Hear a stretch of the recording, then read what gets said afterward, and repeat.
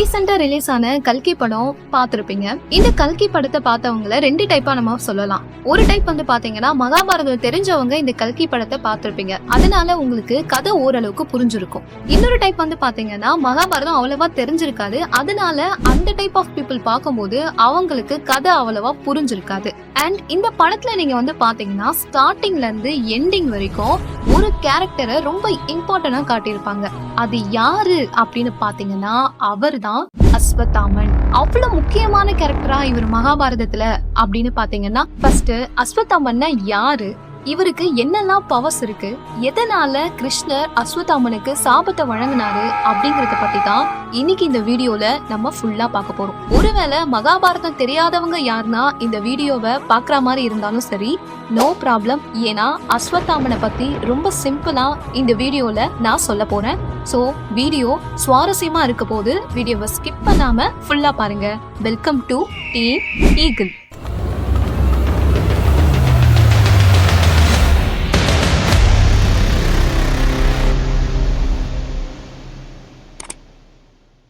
அஸ்வத்தாமன் குரு துரோணாச்சாரியார் மற்றும் கில்பிக்கு பிறந்த மகன்.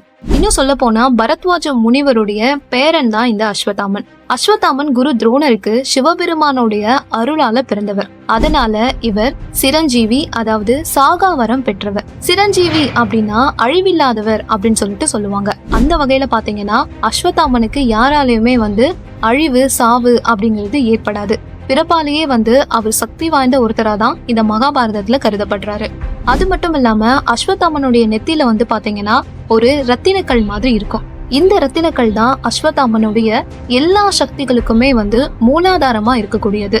சின்ன வயசுல பாத்தீங்கன்னா அஸ்வத்தாமனுடைய வீட்டுல ரொம்பவே வறுமை இருந்துச்சுன்னு சொல்லலாம். குடிக்க பால் கூட இல்லாம 5 வயசு வரைக்கும் அஸ்வத்தாமன் ரொம்பவே கஷ்டப்பட்டிருப்பாரு. அந்த அளவுக்கு வறுமையில இருக்கக்கூடிய ஒரு குடும்பத்துல இருந்துதான் அஸ்வத்தாமன் வந்திருப்பாரு. அஸ்வத்தாமன் எல்லா வித்தைகளையும் கலைகளையும் அவங்க அப்பா துரோணாச்சாரியார் கிட்ட இருந்தே பெற்றிருப்பார். துரோணாச்சாரியார் பாத்தீங்கன்னா குரு வம்சத்துக்கே குருன்னு சொல்லலாம். அவருதான் பாண்டவர்களுக்கும் கௌரவர்களுக்குமே எல்லா வித்தைகளையுமே கற்றுக் கொடுத்திருப்பாரு. துரோணாச்சாரியார் ஒரு பவர்ஃபுல்லான வாரியர். ஏன்னா அவரு பரசுராமரோட ஸ்டூடெண்ட். பரசுராமர் கிட்ட இருந்துதான் அவரு எல்லா அஸ்திரங்களை பத்தின அறிவையும் பெற்றிருப்பாரு. சொல்ல போனா வெறும் 7 நாள்ல பரசுராமர் கிட்ட அஸ்திரங்களுடைய எல்லா சக்திகளையும் கலை நுணுக்கங்களையும் பற்றி அறிந்தவர் துரோணாச்சாரியார். இவர் அளவுக்கு ஃபாஸ்டா யாருமே கத்துக்கக்கூடிய ஆள் உலகத்திலேயே இல்ல அப்படின்னு மகாபாரதத்திலேயே குறிப்பிடப்பட்டிருப்பாங்க. அப்படிப்பட்ட துரோணாச்சாரியார் தான் அஸ்வத்தாமனுக்கு குருவாவும் ஒரு நல்ல தந்தையாகவும் இருந்து வழி நடத்திருப்பாரு. துரோணாச்சாரியாருக்கு தெரியாத அஸ்திரங்களே கிடையாது. எல்லா அஸ்திரங்களை பத்தின அறிவையும் துரோணாச்சாரியார் பெற்றிருந்தாரு. அந்த அறிவு அப்படியே அவருடைய மகனான அஸ்வத்தாமனுக்கும் துரோணாச்சாரியார் வழங்கியிருப்பாரு. அந்த வகையில அஸ்வத்தாமனுக்கும் ஒரு சில திவ்ய அஸ்திரங்களை பத்தின அறிவு நல்லாவே இருந்துச்சுன்னு சொல்லலாம்.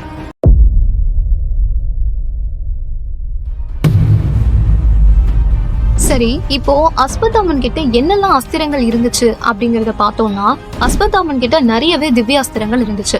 அதுல குறிப்பா சொல்ல போனா பிரம்மாஸ்திரம், நாராயணாஸ்திரம், பிரம்மசீர அஸ்திரம், இந்த 3 முக்கிய திவ்ய அஸ்திரங்களை அஸ்வத்தாமன் பெற்றிருந்தாரு. பிரம்மாஸ்திரம் பாத்தீங்கன்னா இப்போ ஒரு போர்ல வேற வழியே இல்ல, இதுக்கு மேல பிரம்மாஸ்திரத்தை தான் யூஸ் பண்ணி ஆகணும் அப்படிங்கிற நிலைமையில இந்த அஸ்திரத்தை நம்ம யூஸ் பண்ணுவோம். இந்த பிரம்மாஸ்திரத்தோட அந்த எஃபெக்ட் பாத்தீங்கன்னா நம்ம டார்கெட் பண்றோம்ல, அந்த டார்கெட்டை மட்டும் இல்லாம சுத்தி இருக்கிற எல்லாத்தையுமே அழிக்கக்கூடிய சக்தி இந்த பிரம்மாஸ்திரத்துக்கு இருக்கு.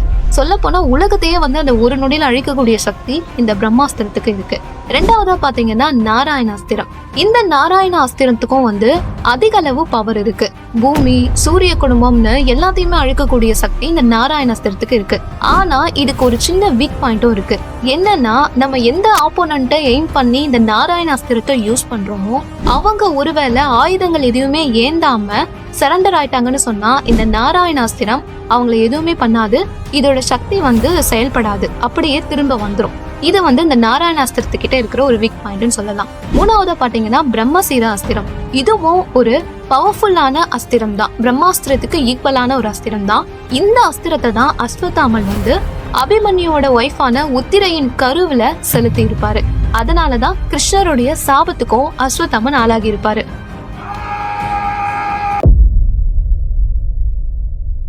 இப்போ பிரம்மாஸ்திரம் வந்து பாத்தீங்கன்னா எல்லா வீரர்களுக்கும் வந்து கிடைக்கக்கூடிய ஒரு அஸ்திரம் கிடையாது. பிரம்மாஸ்திரத்தை பெறணும் அப்படின்னா நல்ல திறமையான தகுதியுடைய வீரர்களால மட்டும்தான் அதை பெற முடியும். அந்த வகையில அஸ்வத்தாமனுக்கும் மகாபாரதத்துல இந்த பிரம்மாஸ்திரமும் அதை யூஸ் பண்ணக்கூடிய அறிவும் கிடைச்சிருந்தது. அர்ஜுனனுக்கும் அதே மாதிரி பிரம்மாஸ்திரத்தை யூஸ் பண்ணக்கூடிய அறிவு இருந்துச்சு. இவங்க 2 பேருக்கும் இருக்கிற ஒரு சின்ன டிஃபரெண்ட் என்ன அப்படின்னு பாத்தீங்கன்னா, அர்ஜுனனுக்கு எந்த இடத்துல பிரம்மாஸ்திரத்தை யூஸ் பண்ணணும், அதை எப்படி யூஸ் பண்ணணும், ஒருவேளை அந்த பிரம்மாஸ்திரத்தை தவறுதலா விட்டா கூட அதை எப்படி திரும்ப பெறணும் அப்படிங்கிற அறிவு இருந்துச்சு. ஆனா அஸ்வத்தாமனுக்கு பிரம்மாஸ்திரத்தை எப்படி திரும்ப பெறணும் அப்படிங்கிறது தெரியாது. அது மட்டும் இல்லாம அஸ்வத்தாமன் ஒரு முன்கோபம் உள்ள ஒரு ஆளு. கோபம் அதிகமா வந்துருச்சுன்னா அவர் யோசிக்காம அந்த பிரம்மாஸ்திரத்தை யூஸ் பண்ணிடுவாரு. அதே மாதிரி மகாபாரதத்தை பொறுத்த வரைக்கும் கர்ணன் அர்ஜுனனுக்கு நிகரா அஸ்வத்தாமனையும் வில்லாற்றல்ல குறிப்பிடுவாங்க. இவரும் மிகச்சிறந்த வில்வித்தை வீரர்கள்ல ஒருத்தர். பாண்டவர்கள் சைடு அர்ஜுனன் மாதிரி கௌரவர்கள் சைடு கர்ணனும் அஸ்வத்தாமனும் தான் மிக சிறந்த வில் வீரர்களா கௌரவர்கள் பக்கம் இருந்திருப்பாங்க. குருஷேத்திர போரோட 18வது நாள் வந்து பாத்தீங்கன்னா துரியோதனன் பீமனுடைய தாக்குதலால ரத்த வெள்ளத்துல போர்க்களத்துல கிடப்பாரு. அப்படிப்பட்ட வேதனையான ஒரு நிலைமையில துரியோதனனை பார்த்த அஸ்வத்தாமனுக்கு அவரையே பொறுக்காம அந்த துயரம் மேலெழும்பும். ஏன்னா துரியோதனனுக்கு கர்ணன் எப்படி பெஸ்ட் ஃப்ரெண்டோ அதே மாதிரி அஸ்வத்தாமனும் துரியோதனனுக்கு இருந்திருப்பாரு.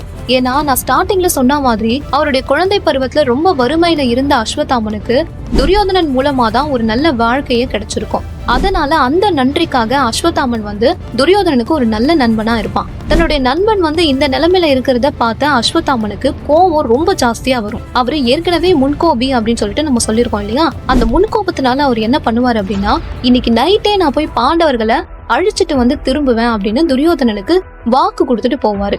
அப்படி போன அஸ்வத்தாமன் வந்து என்ன பண்ணுவாருன்னு பாத்தீங்கன்னா, பாண்டவர்கள் அப்படின்னு நினைச்சு பாசறையில தூங்கிட்டு இருந்த பாண்டவர்களுடைய 5 புதல்வர்களையும் அழிச்சிடுவாரு.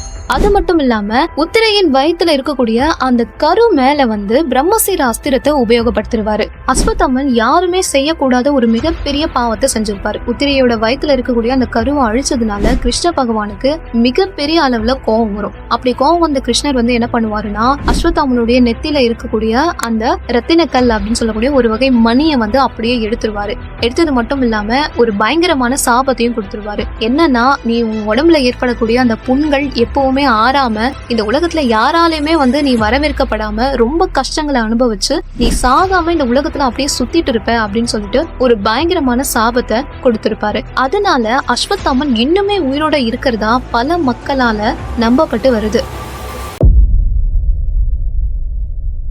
இப்போ நான் சொன்ன மாதிரியே கல்கி படத்தோட ஸ்டார்டிங்ல வந்து பாத்தீங்கன்னா, கிருஷ்ணர் வந்து அஸ்வத்தாமனுக்கு சாபம் கொடுத்து அவருடைய நெத்தில இருக்கக்கூடிய அந்த மணியை எடுத்துருவாரு. அதுக்கப்புறமா தான் செஞ்ச அந்த தப்புக்காக வருந்தி கிருஷ்ணர் கிட்ட அஸ்வத்தாமன் மன்னிப்பு கேட்பாரு. அப்போ கிருஷ்ண பகவான் வந்து அந்த சாபத்துக்கான விமோசனத்தையும் தருவாரு.